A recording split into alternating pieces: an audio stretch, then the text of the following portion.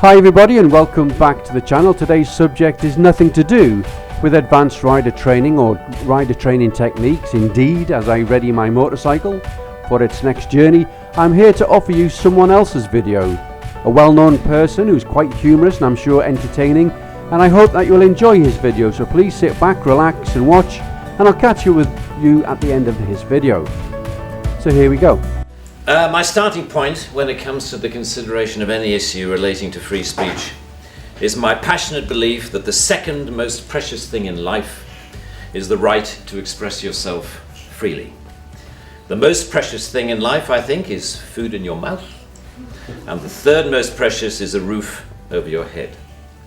But a fixture for me in the number 2 slot is free expression, just below the need to sustain life itself.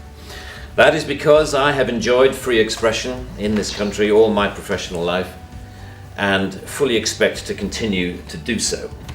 Personally, I suspect highly unlikely to be arrested for whatever laws exist to contain free expression because of the undoubtedly privileged position that is afforded to those of a high public profile.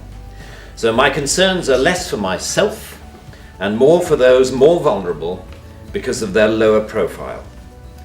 Like the man arrested in Oxford for calling a police horse gay, or the teenager arrested for calling the Church of Scientology a cult, or the cafe owner arrested for displaying passages from the Bible on a TV screen. When I heard of some of these more ludicrous offences and charges, I remembered that I had been here before in a fictional context.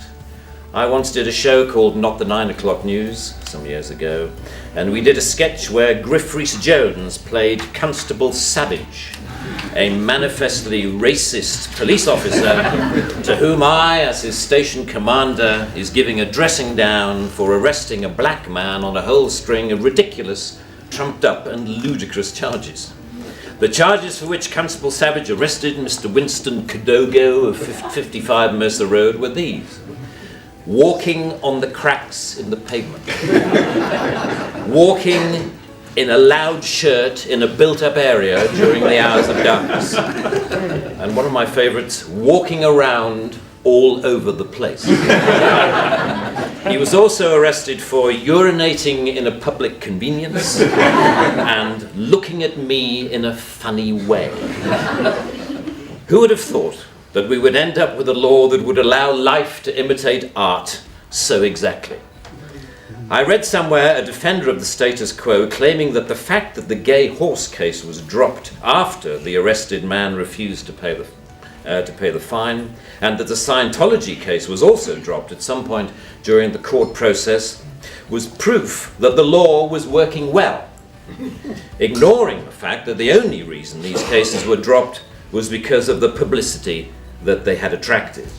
The police sensed that ridicule was just around the corner and withdrew their actions. But what about the thousands of other cases that did not enjoy the oxygen of publicity, that weren't quite ludicrous enough to attract media attention? Even for those actions that were withdrawn, people were arrested, questioned, taken to court, and then released. That isn't a law working properly. That is censoriousness of the most intimidating kind, guaranteed to have, as Lord Dear says, a chilling effect on free expression and free protest.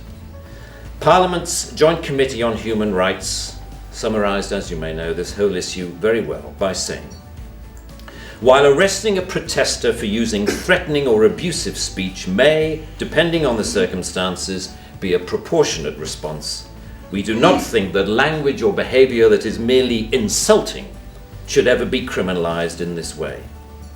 The clear problem with the outlawing of insult is that too many things can be interpreted as such.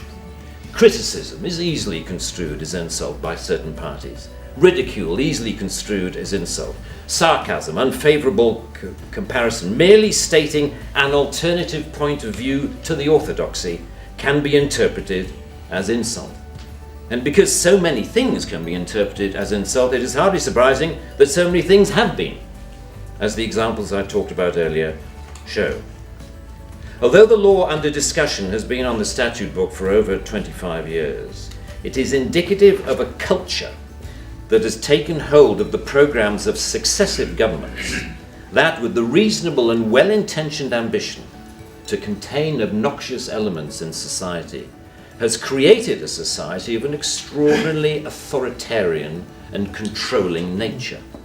It is what you might call the new intolerance, a new but intense desire to gag uncomfortable voices of dissent. I am not intolerant, say many people, say many softly spoken, highly educated, liberal-minded people. I'm only intolerant of intolerance.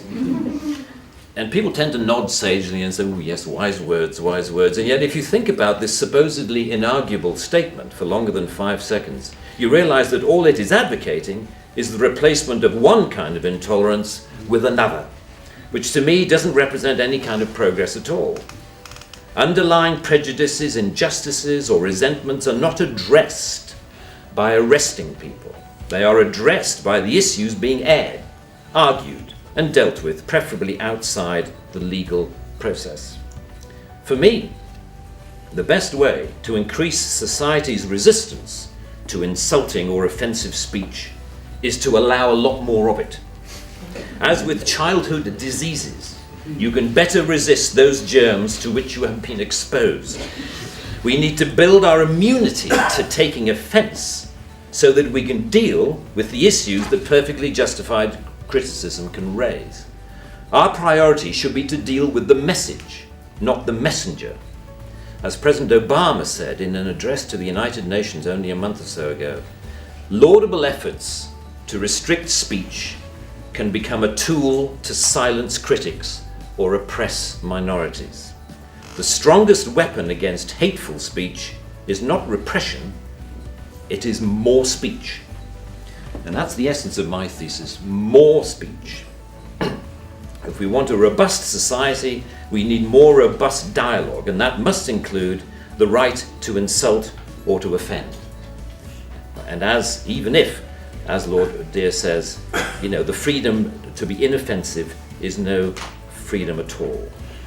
The repeal of this word in this clause will be only a small step, but it will, I hope, be a critical one in what should be a longer-term project to pause and slowly rewind a creeping culture of censoriousness.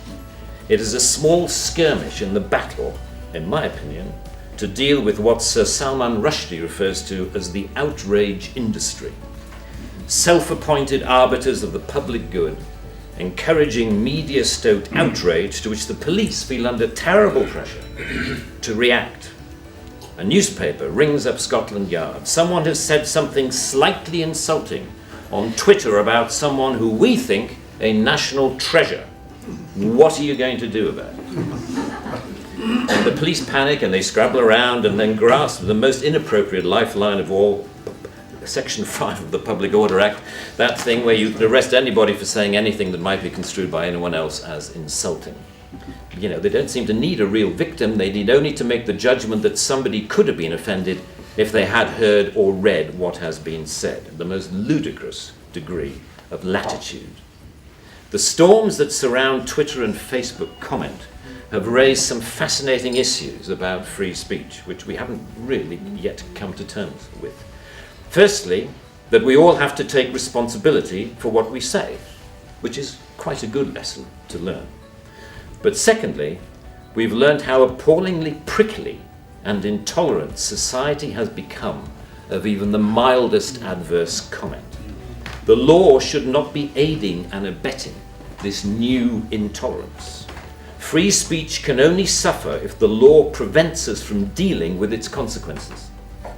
I offer my wholehearted support to the Reform Section 5 campaign. Thank you very much. So there we have a point very well made and put forward by someone who most people do indeed respect for his level of intelligence and intellect.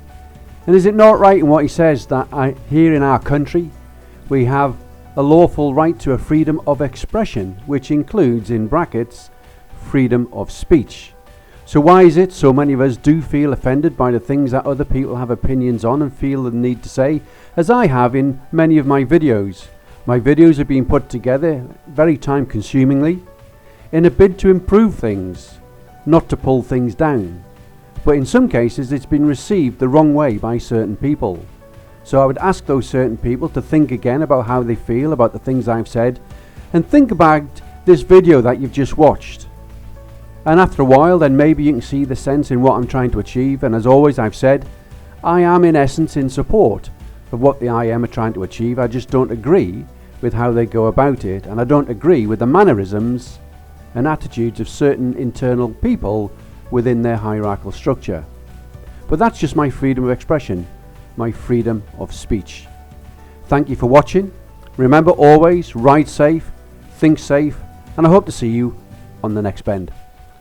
Bye for now.